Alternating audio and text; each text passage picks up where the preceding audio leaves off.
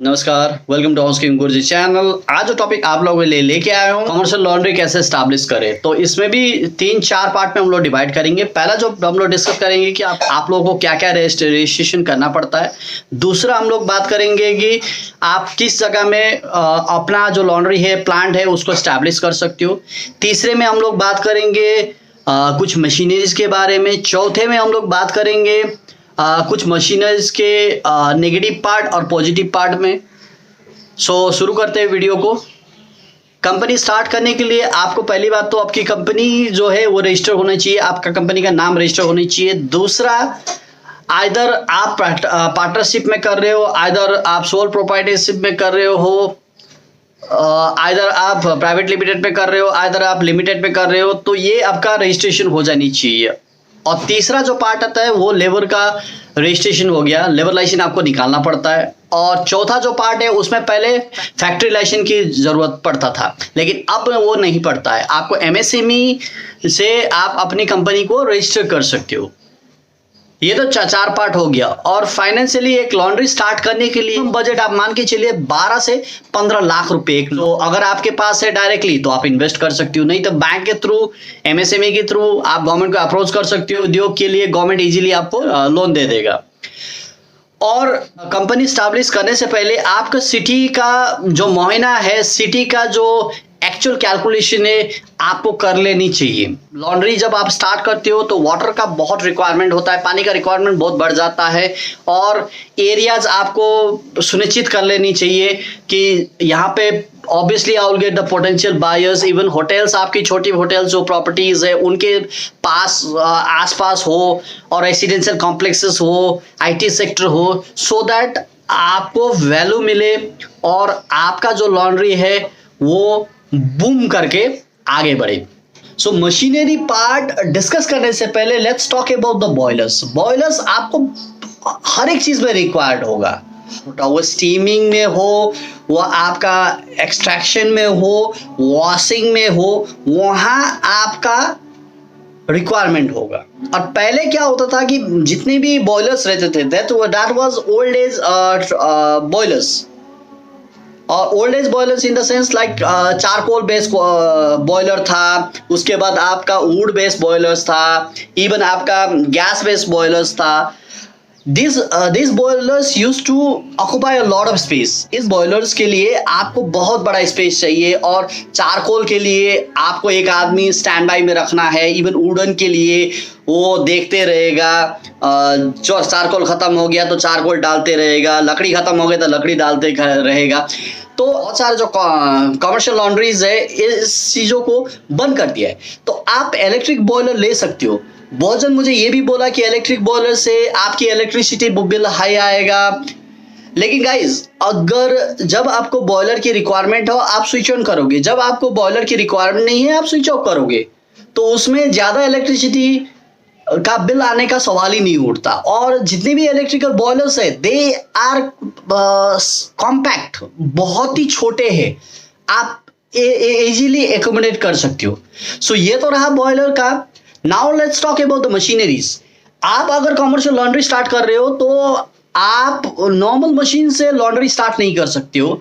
और machinery part में just आपको टम्बलर ड्रायर का जरूरत पड़ेगा, उसके बाद फ्लैट आयरन प्रेस का जरूरत पड़ेगा, गारमेंट स्टीमर का जरूरत पड़ेगा, आपको स्टीम आयरन की जरूरत पड़ेगा टेबल के साथ में। इवन आपको स्पॉटिंग टेबल की रिक्वायरमेंट होगा जहाँ पे स्पॉटिंग करेंगे आप। और एक आपको ड्राई क्लीनिंग मशीन की जरूरत पड़ेगा। और ड्राई क्लीनिंग मशीन मैं आप लोगों को यही सजेस्ट करूंगा कि don't go for higher dry cleaning machine, because dry cleaning machine अगर 10 किलो का आप लेने जाओगे या 15 किलो का लेने जाओगे, लगभग अगर फॉरेन ब्रांड लेते हो तो सीधा 10 लाख रुपए पड़ेगा आपको। अगर इंडियन ब्रांड में आप लेने भी जाओगे तो लगभग एक 7 से 8 लाख रुपए की कैलकुलेशन करो। तो उससे अच्छा 5 किलो का ड्राई क्लीनिंग मशीन लीजिए। अगर आपको लगता है कि आपके पास ड्राई क्लीनिंग क्लाइंट्स उतना नहीं है तो आप उस मशीन को बाद में भी ले सकते हो, बट ड्राई क्लीन मशीन की रिक्वायरमेंट होगा क्योंकि आपके पास शूट्स वगैरह आएगा।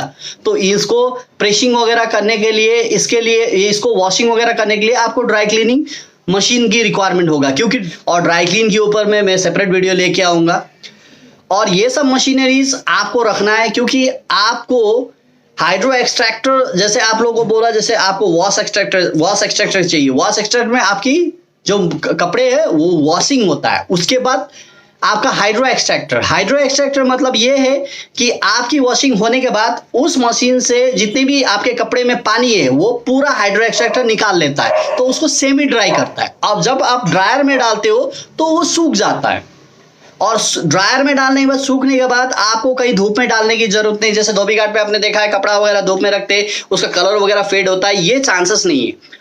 और जैसे मैंने आपको बोला था गारमेंट स्टीमर कुछ नहीं है, एक मशीन है जो कि गारमेंट वगैरह को स्टीम करते हैं। गारमेंट इन द सेंस जैसे बनारसी साड़ी हो गया, आपके हाई एंड जो कुर्ताज वगैरह हो गया, इवन नवाबी जो पठानी हो गया, ये सब चीजों को आपको स्टीम करके प्रेस करना है, तो इसलिए आपको स्टीमर की जरूरत पड़ेगा।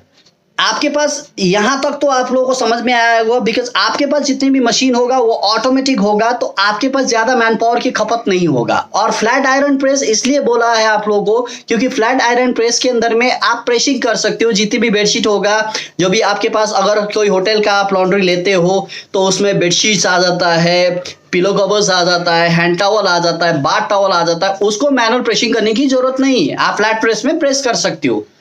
इससे आपका टाइम बचेगा। और जैसे जैसे आपकी लॉन्ड्री ग्रोथ होता है तो आप बहुत चीज ला सकते हो। शॉर्ट प्रेसिंग मशीन हो गया, पफर हो गया, ये पूरी एडवांस टेक्नोलॉजी की मशीन है। जहां मैंने आप लोगों को बोला था स्पॉटिंग टेबल का काम क्या होता है, जब आपकी लॉन्ड्री कहीं से आ जाता है, जैसे लॉन्ड्री वगैरह आपके पास आ गया तो उसको सॉर्टिंग होने के बाद पहला स्पॉटिंग होता है। स्पॉटिंग इन द सेंस कि लॉन्ड्री की जो दाग वगैरह जो भी लगा हुआ है, अगर हो सकता है टमाटो सॉस का दाग लगा हो सकता है इंक का दाग लगा हो, उसको पहले स्पॉटिंग कर देते सो दैट वो रंग किसी और कपड़े में ना चढ़े। और जितने भी आज के दिन में, पहले जो हम लोग ट्रेडिशनल केमिकल्स यूज करते थे लॉन्ड्री के अंदर में, that concept is over now. There are lot of good chemicals, like बेहतरीन केमिकल आपके मार्केट में है, जैसे कि आपकी एटलांटिस हो गई, इवन जॉनसन डाइवेसी के केमिकल्स है, इवन बुजल रोजारियो के केमिकल्स है। और वो लोग आप लोगों को डाइल्यूटर दे देगा। डाइल्यूटर एक मशीन रहती है जो लॉन्ड्री में फिक्स रहता है, और जहां पे आपको कुछ करने की जरूरत नहीं, वो सीधा आपका जो केमिकल का कैन आपने लगा दिया और सीधा डाइल्यूशन होकर निकल जाएगा। तो ये सहूलियत आज के दिन में है गाइस। और प्लस आप जो भी मशीन ले रहे हो, that will be on your contract, they will come and check. Even after this contract you can go for annual AMC कर सकते हो, एनुअल मेंटेनेंस कॉन्ट्रैक्ट। जितने भी आप ब्रांड केमिकल्स ले रहे हो उन लोगों का भी दायित्व रहता है, they come and check the water TDS level, ये सब करके वो लोग आप लोगों को फैसिलिटी देता है। और आप लोगों को और भी कुछ कंफ्यूजन है तो आप मुझे पूछ सकते हो। और होप आप लोगों को समझ में आया होगा guys. Keep on watching housekeeping Guruji channel, और लाइक कीजिए, सब्सक्राइब कीजिए। और आप लोगों को कुछ भी क्वेरीज है तो जैसे हम लोग का एक टेलीग्राम ग्रुप है जहां पे आप क्वेश्चन पूछ सकते हो, और उसका लिंक मैं डिस्क्रिप्शन में डाल दूंगा। और आप लोगों के लिए मशीन के बारे में आपको बोला, एक टेंटेटिव कॉस्ट करके मैंने एक एक्सेल रेडी किया है, वो मैं लिंक डिस्क्रिप्शन में डाल दूंगा, उसका लिंक, वहां से आप जाके डाउनलोड कर सकते हो, आप चेक कर सकते हो कौन सा मशीन को क्या बोलते हैं बोल के, और उसके टेंटेटिव कॉस्टिंग क्या है। अगर आप लोगों को जितने भी ये मशीन सप्लायर्स है उनका भी अगर कोई कॉन्टैक्ट डिटेल चाहिए या वेंडर का सजेशन चाहिए तो उसके लिए भी मैं आप लोगों को सपोर्ट करूंगा, बट वो टेलीग्राम ग्रुप ज्वाइन करना पड़ेगा गाइस। Bye bye.